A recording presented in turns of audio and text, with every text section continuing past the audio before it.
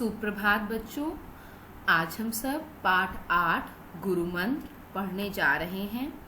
आइए देखें इस पाठ में क्या है। यह पाठ आपकी हिंदी पाठ पुस्तिका खुलते पंख की है। गुरु मंत्र जो पाठ है वह गुरु गोविंद सिंह के बारे में है। आइए पहले हम गुरु गोविंद सिंह के बारे में जान लेते हैं।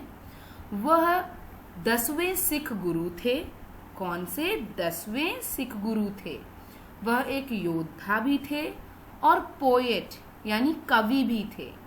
ठीक है, आज हम उनके बारे में यह पाठ पढ़ेंगे कि एक बार गुरु गोविंद सिंह जी पटना जा रहे थे और रास्ते में उनको कहीं रुकना पड़ गया। ठीक है, और वह जमींदार के घर पे रुके और वह जमींदार उनका शिष्य था, उनका फॉलोअर था। ठीक है, उनकी बातों को मानता था। वह बड़ा खुश था कि पहली बार मेरे गुरु मेरे घर आए हैं और मुझे ऐसा अवसर प्राप्त हुआ है, ऐसा मौका मिला है कि मैं अपने गुरु की सेवा सत्कार कर सकूं। इसलिए वह बहुत बहुत ज़्यादा खुशी था और वह गुरु जी के सामने हाथ जोड़कर उनके सामने खड़ा था।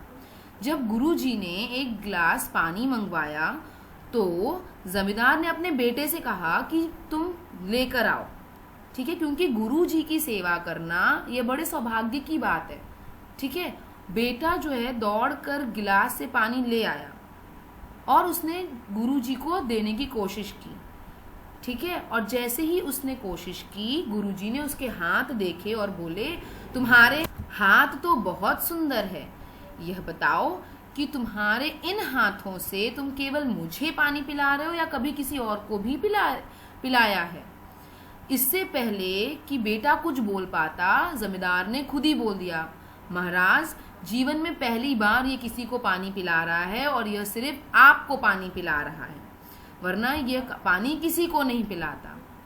जब जमींदार ने यह बोला तो गुरु जी ने बहुत गंभीर होकर बोले कि भाई मेरे लिए तो किसी मामूली नौकर से ही पानी मंगवा दो, मैं इसके हाथ का पानी नहीं पी सकता हूँ।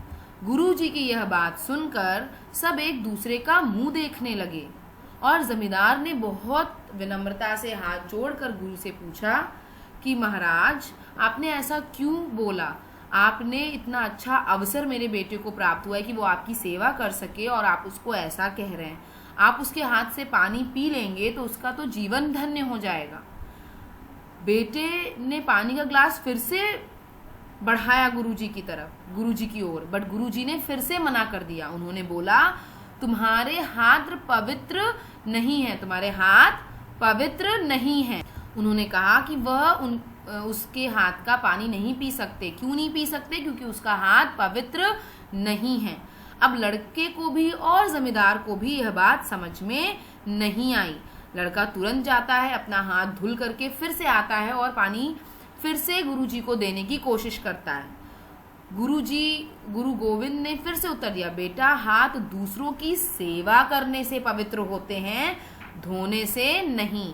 जब तुम हाथों से किसी की सेवा करोगे तो तुम्हारे हाथ अपने आप पवित्र हो जाएंगे और जब तुम्हारे हाथ पवित्र हो जाएंगे तभी मैं तुम्हारे हाथ से पानी ग्रहण करूंगा। जमींदार और उसके बेटे की आंख भर आई। उसको रियलाइज हुआ, उनको ऐसा महसूस हुआ कि हाँ उन्होंने ये गलती की है कि अगर भगवान ने आपको इस काबिल बनाया है कि आप दूसरों की मदद कर सकें तो हमेशा आपको दूसरों की मदद करनी चाहिए। किसी की भी मदद करने से पीछे नहीं हटना चाहिए। और यही उस जमींदार और उसके बेटे के लिए गुरु मंत्र था, मूल मंत्र था कि हमें दूसरों की सहायता करनी चाहिए। और उसी दिन दोनों ने जीवन भर दूसरों की सेवा करने का व्रत लिया। धन्यवाद।